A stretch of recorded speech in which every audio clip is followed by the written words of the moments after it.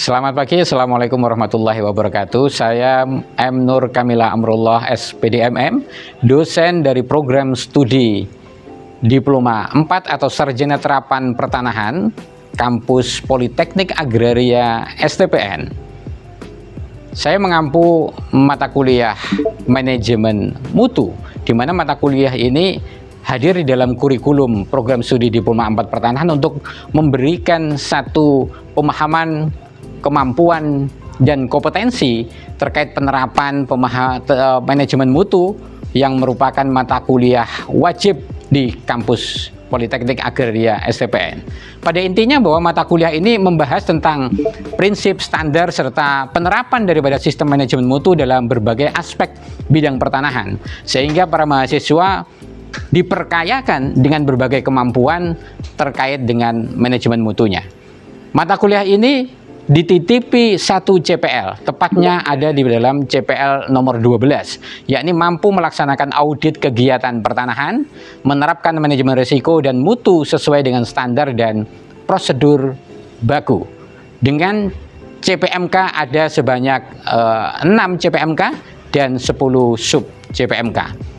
Ini yang akan kita jadikan bahan untuk melakukan pembuatan video perkuliahan berbasis kepada outcome based education berpusat pada mahasiswa.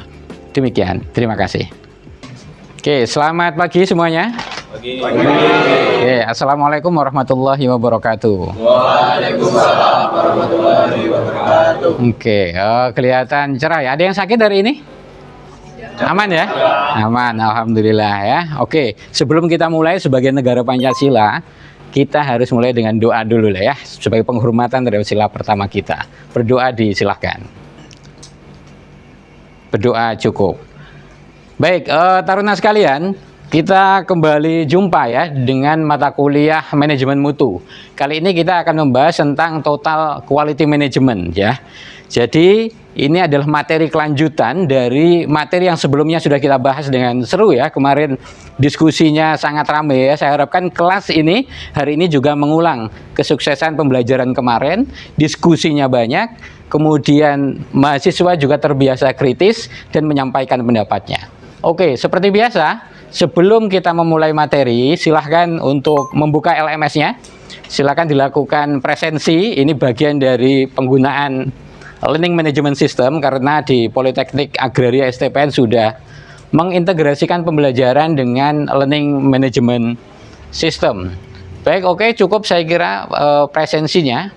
Nah, sebelum kita masuk ke materi, saya jelaskan terlebih dulu bahwa pertemuan kita hari ini setidaknya akan memiliki target yang paling bawah ini ya, sub CPMK 2, yaitu mahasiswa mampu memahami terkait dengan total quality management. Kompetensi ini atau capaian pembelajaran ini diturunkan dari CPL 12 ya. Nanti siapa yang ingin menjadi auditor, menjadi ahli manajemen resiko, ahli manajemen mutu, yang bukan hanya kebiasaannya kan kadang-kadang mahasiswa lebih dominan ke pengukuran ya. Siapa saja yang ingin lari dari pengukuran dan kemudian masuk ke ranah yang lain, manajemen mutu memberikan ruang ya. Makanya mengapa kemudian untuk semester 7 ya, mata kuliah ini dihadirkan untuk memberikan pemahaman komprehensif bagaimana penerapan manajemen mutunya. Kemudian dia diturunkan dari CPMK yang kedua, yaitu mengevaluasi penerapan sistem manajemen mutu dalam bidang pertanahan menggunakan pendekatan total quality management ya. Minggu kemarin kita sudah belajar tentang bagaimana manajemen mutu secara basic ya, basisnya, pengetahuan awalnya. Nah, di antara kalian siapa nih yang masih ingat kemarin kita belajar tentang apa saja? Boleh angkat tangan yang mau berpartisipasi.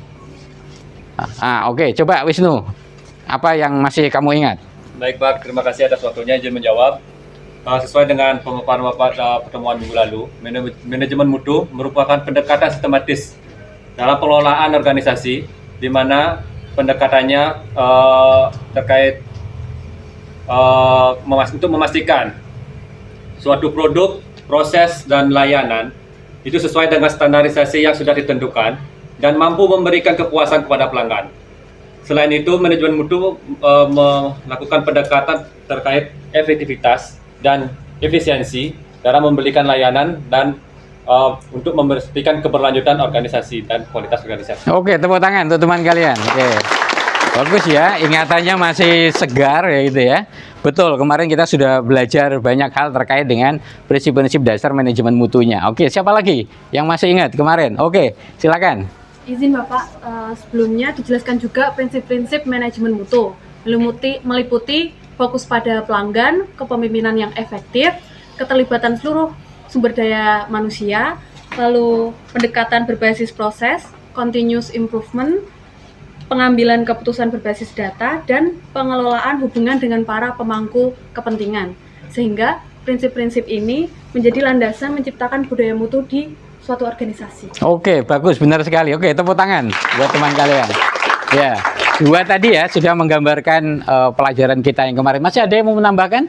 Kemarin kita belajar apa lagi? Oh ya, oke, silakan. Pak, saya ini terkait indikator manajemen mutu. Oke.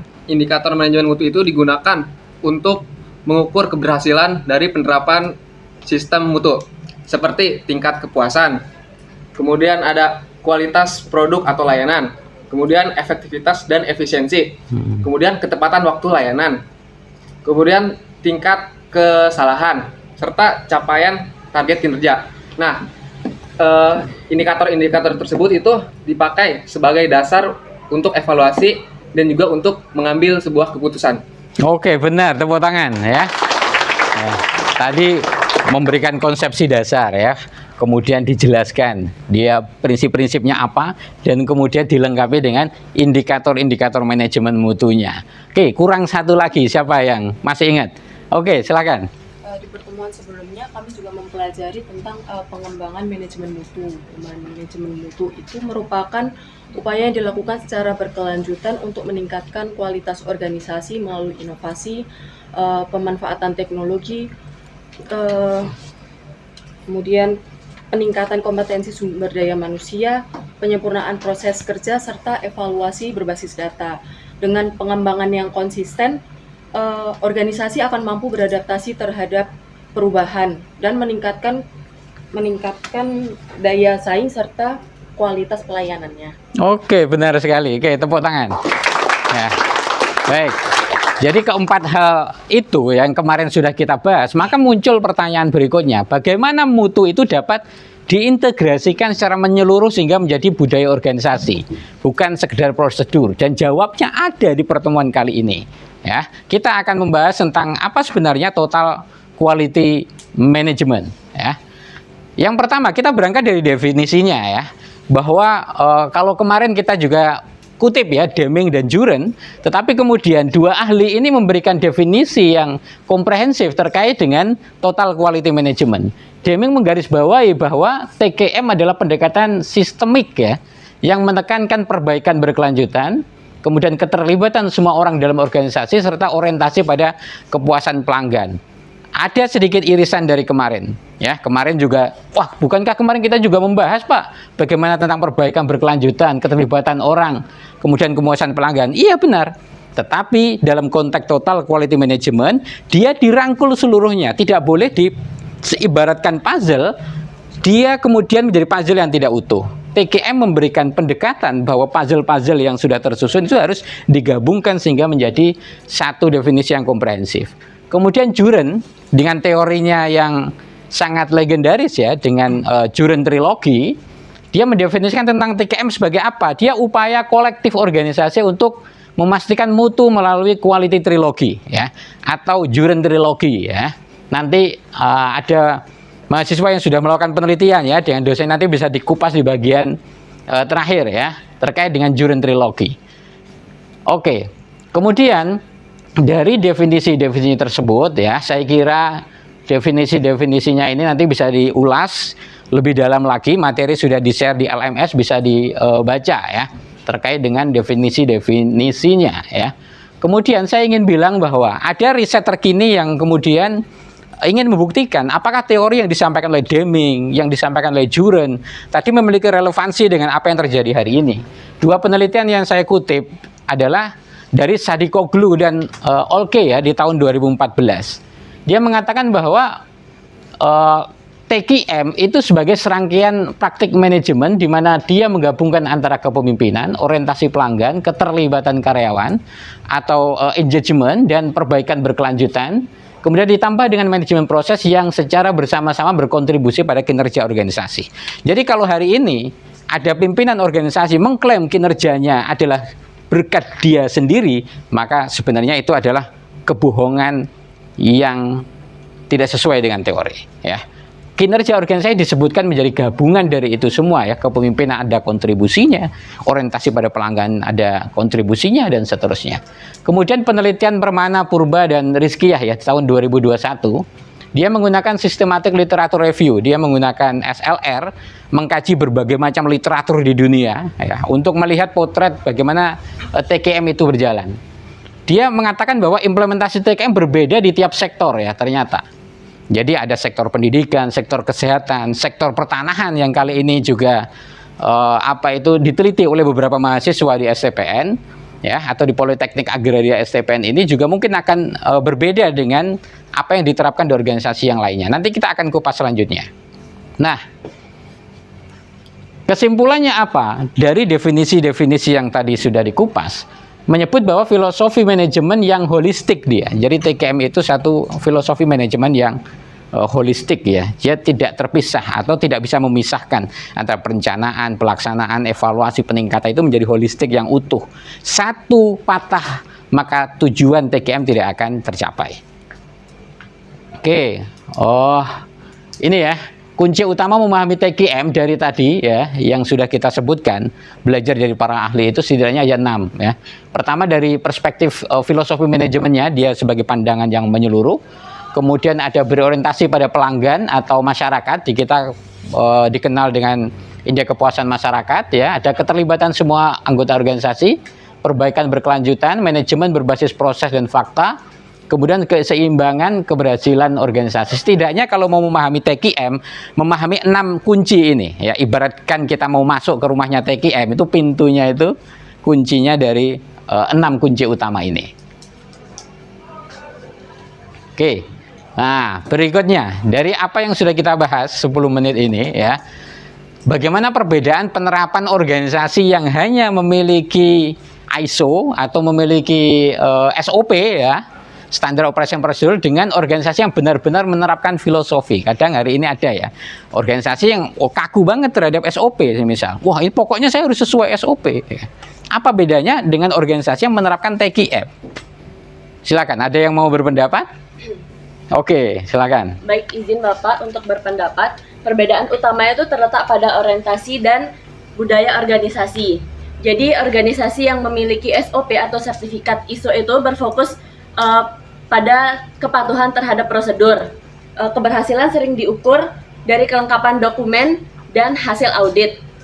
Selain itu, organisasi yang menerapkan TKM mewujudkan mutu sebagai budaya kerja. Setiap pegawai itu memiliki kesadaran untuk melakukan perbaikan dan meningkatkan kualitas pelayanan secara berkala. Oke, weh, tepuk tangan, ya. Benar, ya, bahwa bedanya organisasi yang hanya taat terhadap SOP dengan organisasi yang sudah menerapkan TKM itu terletak kepada bagaimana dia membangun mutunya. Jadi kalau dia hanya sekedar taat terhadap prosedur, taat terhadap SOP, itu biasanya dia cenderung kaku memahami. Jadi belum budaya dia. Jadi seperti robot lah, katakanlah. Disuruh A ya A. Oke, memang benar. Disuruh B ya B. Ya oke, itu memang benar. Tetapi seharusnya manajemen atau total quality management itu menghendaki ini menjadi budaya mutunya. Sehingga apa? Ketika tidak ada pengawasan, ya, tidak ada controlling dari pimpinan di atasnya, maka ini tetap jalan sebagai satu sistem. Baik, kita lanjutkan ke prinsip utama, ya. Kalau sebelumnya kita juga membahas tentang prinsip-prinsip di manajemen mutu, di TKM juga ada yang namanya prinsip-prinsip utama total quality management. Setidaknya ada 7 ini, ya. Pertama, dia fokus pada pelanggan, kemudian kepemimpinan yang visioner, jadi tidak sekedar pemimpin hadir, tetapi pemimpin yang visioner. Kemudian keterlibatan semua orang, ya, employee involvement, kemudian ada perbaikan yang berkelanjutan. kemudian pengambilan keputusan berbasis fakta, orientasi pada proses dan tanggung jawab sosial. Kita akan bahasnya satu persatu ya. Yang pertama adalah terkait dengan fokus pada pelanggan.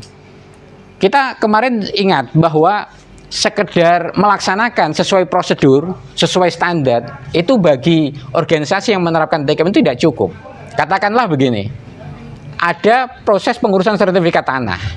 Ternyata di aturan disebutkan menurut apa itu memerlukan durasi waktu 30 hari.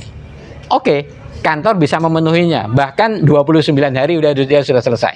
Artinya secara SOP, secara aturan dia benar. Benar? Oke. Tetapi ternyata pelanggan masih ngeluh, kenapa harus 29? Apa tidak bisa 15 hari?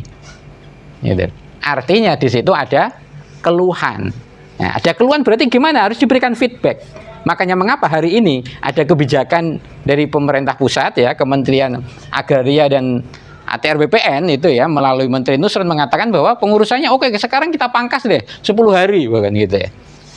Saya hakul yakin bahwa keputusan ini tidak didasarkan pada semata-mata intuisi. Ini masukan, keluhan, dan berbagai analisa yang kemudian menghadirkan satu keputusan yang lebih baik. Artinya masyarakat menjadi focusing, dia menjadi sentra utamanya, tidak sekedar taat tetapi juga kepuasan.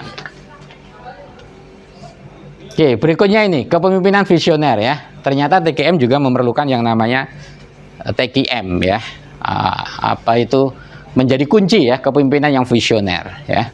Di sini dikatakan bahwa kepemimpinan visioner berarti mampu menerapkan arah. Kalau sekedar pemimpin, dia akan hanya hadir dan mengerjakan rutinitas. Selesai dicabut tugasnya di situ, dia balik lagi. Tetapi pemimpin yang visioner dia tidak sekedar hadir, tapi dia mampu memberikan arah kantornya selama kepemimpinan saya harus seperti ini. Harus seperti ini, harus seperti ini. Perbaikannya harus kelihatan. Ini bagian pentingnya kepemimpinan visioner. Oke, dari sini terlebih dulu ada yang mau ditanyakan terkait dengan materi? Oh ya, silakan. Izin bertanya tentang prinsip utama ini, Pak. Kenapa kepemimpinan ini menjadi prinsip utama dalam implementasi TKM, Pak? Bukankah organisasi yang baik itu tidak bergantung pada siapa yang memimpinnya, melainkan pada sistem yang ada di dalamnya, Pak? Oke, pertanyaan bagus. Siapa namamu? Siapa? Faiz Fatur Rahman, Pak. Oke, Faiz ya. Apa yang disampaikan Faiz tadi benar ya, bahwa organisasi yang bagus itu bergantung kepada sistem. Tapi perlu diingat, TKM mensyaratkan kepemimpinan visioner. Karena TKM yang tidak disertai dengan kepemimpinan visioner, maka TKM-nya akan patah. Sehingga apa? TKM itu ya, dalam penyusunan kebijakan TKM itu pertama yang harus dilakukan organisasi adalah menetapkan itu sebagai kebijakan kantor. Kalau pemimpinnya tidak memiliki visioner, dia nggak usah lah, kita hanya pakai yang prosedur aja yang biasa. Sehingga mengapa kemudian TKM itu mensyaratkan kepemimpinan visioner. Bahkan di dalam standar internasional disebutkan sebelum TKM itu diterapkan di kantor, itu yang harus dilatih, itu bukan pegawainya, siapa? Pemimpinnya yang pertama. Apa? Agar kemudian dia punya mindset TKM. Jangan sampai kemudian, kadang-kadang kan terjadi ya, pimpinan hanya asal perintah. Oke, kita terapkan TKM, semua pahami ya, dia sendiri nggak paham. Nah itu TKM dalam konteks ini tidak dikehendaki. Sehingga kepemimpinan visioner itu menjadi satu prinsip utama dalam pecahannya. Gitu ya, Faiz ya? Terima kasih, bagus. Oke, kita lanjutkan sejenak ya.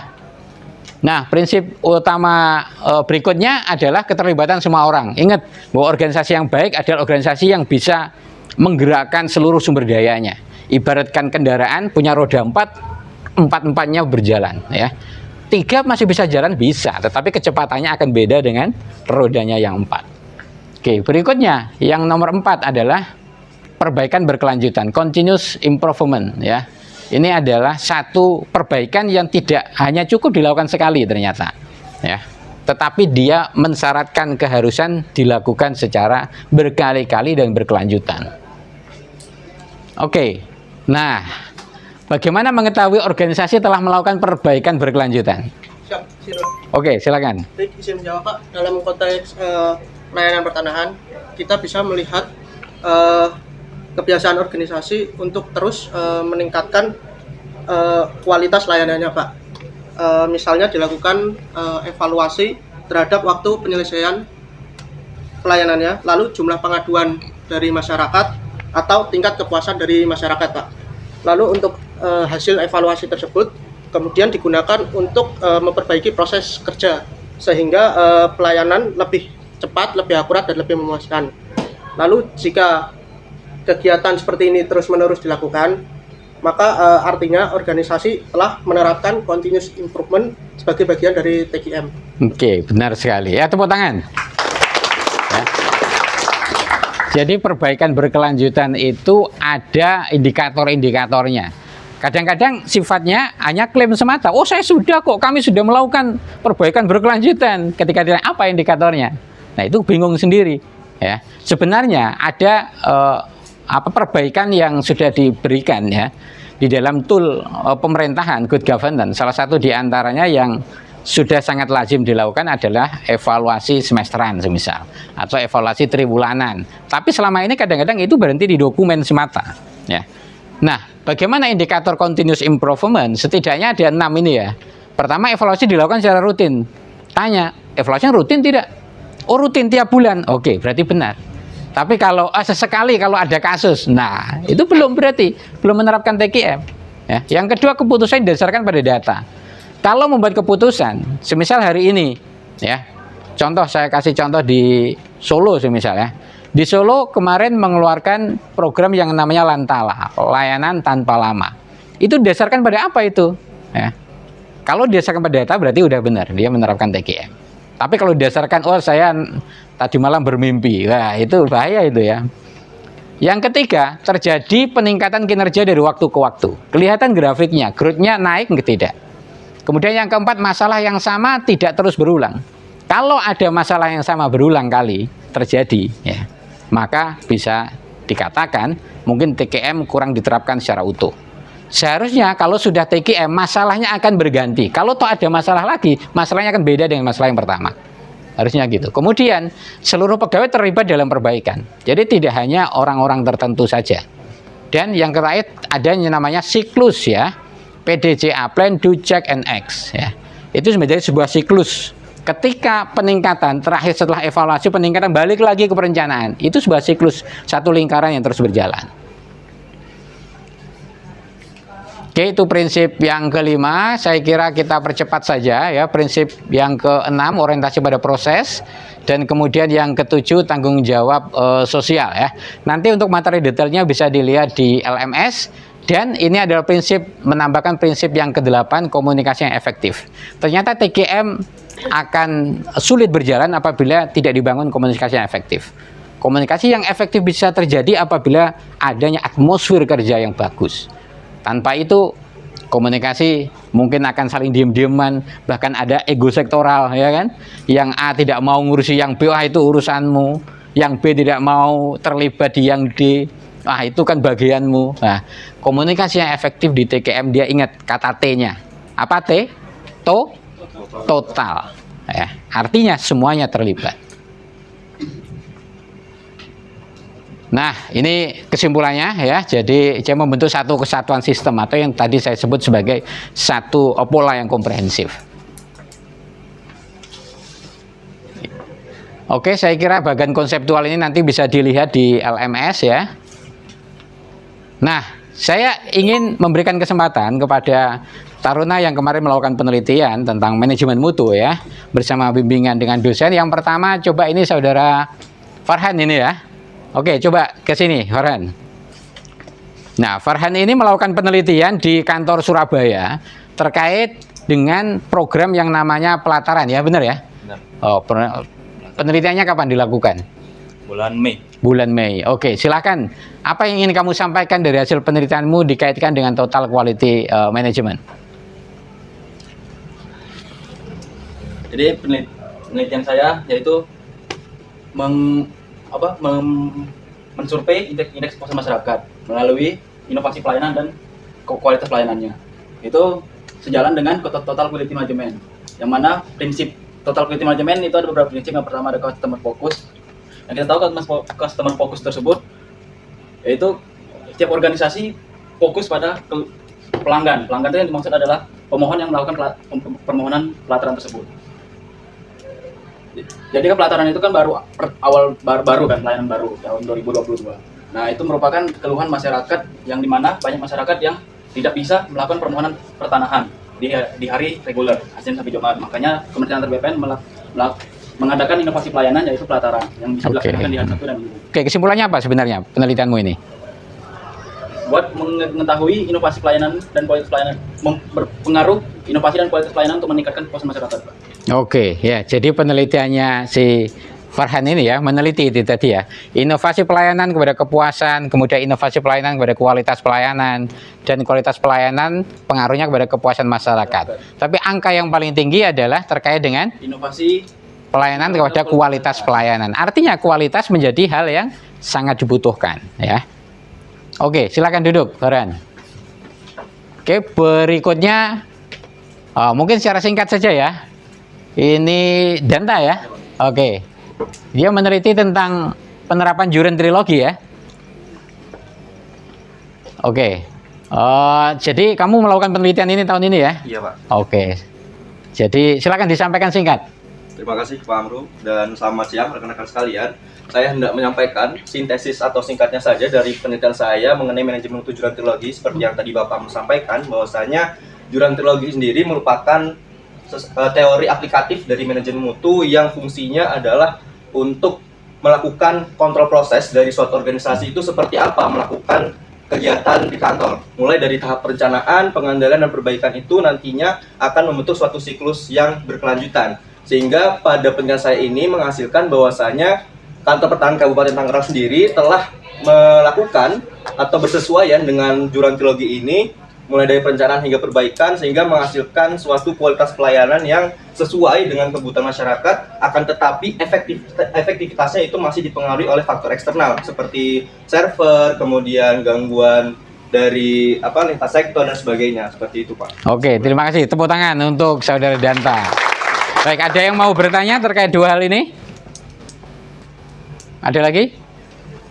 Oke, tapi sayang ini waktunya kita sudah habis ya. Jadi nanti pertemuan berikutnya ya, yang bertanya disimpan dulu pertanyaannya.